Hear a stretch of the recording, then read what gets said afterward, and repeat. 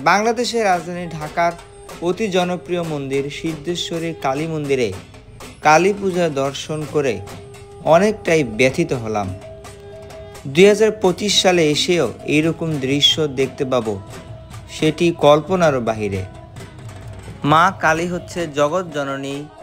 সমগ্র বিশ্বজুড়ে কার্তিক মাসের অমাবস্যা তিথিতে তিনি তার সন্তানদের কাছ থেকে পূজিত হন।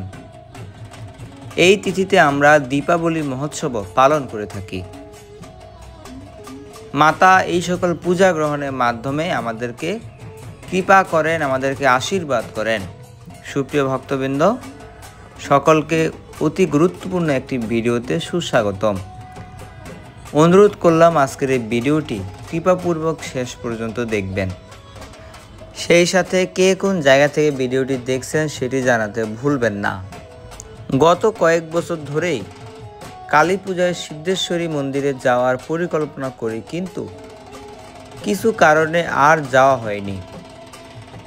2025 সালে কালী পূজা পরিক্রমায় নতুন করে পরিকল্পনা করলাম, এবার যে করেই হোক সিদ্ধেশ্বরী কালী মন্দিরে যাব কালী পূজা দেখার জন্য।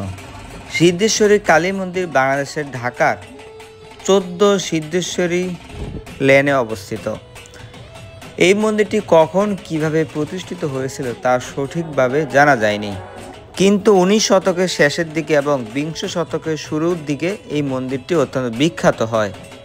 মন্দিরটি সরু রাস্তা এবং ঘন বসতিপূর্ণ অঞ্চলে অবস্থিত। মন্দিরের পাশে ছিল একটি পুরাতন পুকুর এবং কয়েকটি পুরাতন মন্দির। সিদ্ধেশ্বরী কালী মায়ের এই মন্দিরে অন্যতম আকর্ষণীয় হচ্ছে মন্দিরের দেয়ালের মধ্যে বিভিন্ন কারুকার্য। সনাতন ধর্মের বিভিন্ন দেবদেবী সহ ভগবান শ্রীকৃষ্ণের দৃশ্যপট স্থাপন করা হয়েছে মন্দিরের দেয়ালে দেয়ালে। সেই দেয়ালের সামনেই দেখতে পাচ্ছেন দীপাবলি উপলক্ষে মাতাজি এবং প্রভুরা প্রদীপ প্রজ্বলন করছেন। মন্দিরে সারা বছর ধরেই বিভিন্ন উৎসবের আয়োজন করা হয়, তবে শারদীয় দুর্গোৎসব এবং কালী পূজা এই মন্দিরের প্রধান উৎসব।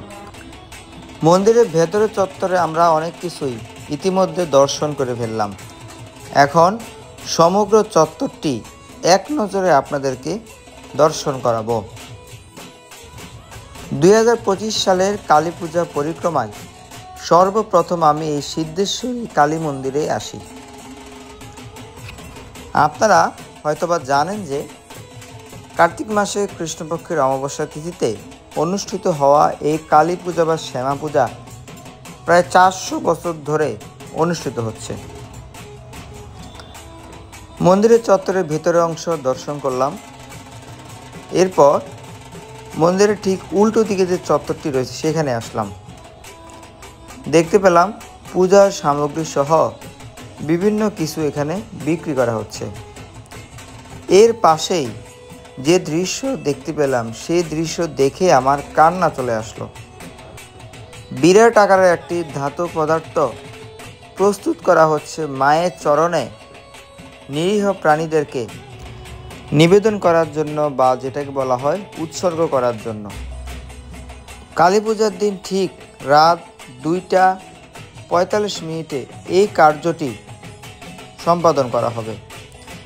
আপনারা বোর্ডের মধ্যে সেই দৃশ্য দেখতে পেলেন। অবশেষে আমরা সিদ্ধেশ্বরী মায়ের শ্রীমুখ দর্শন করার জন্য চলে আসলাম। যে কথাটি বলতেছিলাম, কালীমাতা হচ্ছেন জগৎ জননী। তিনি আমি আপনি জগতের সকল প্রাণীর মাতা। কিভাবে মা তার সন্তানের প্রাণের বিনিময়ে সন্তুষ্ট হন, এটি কি কখনো ভেবে দেখেছেন? শাস্ত্র গ্রন্থকে একপাশে রেখেও সাধারণভাবে যদি চিন্তা করেও কি এর কোনো রেজাল্ট বের করতে পারবেন?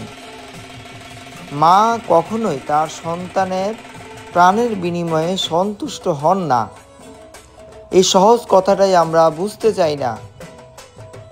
সকলেই মায়ের সন্তান, কিভাবে মায়ের পূজার মধ্যে মায়ের সামনে আমরা মায়ের সন্তানের প্রাণ কেড়ে নিই? এটি খুবই দুঃখজনক একটি বিষয়। বর্তমানেও অনেক মন্দিরে এই প্রথাটি এখনও চলমান রয়েছে।